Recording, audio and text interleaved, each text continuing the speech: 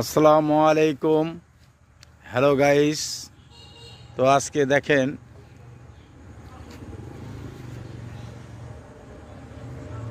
প্রচুর পরিমাণ ধান হয়েছে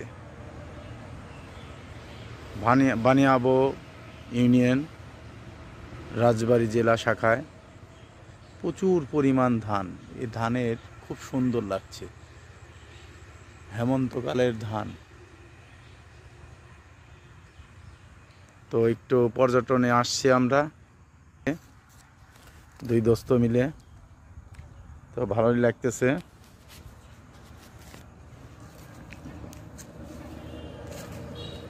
ধানে ধানে ভরে গেছে,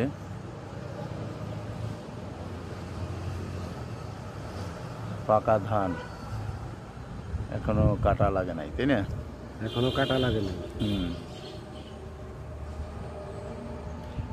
ধানগুলি খুব সুন্দর একটি দৃশ্য।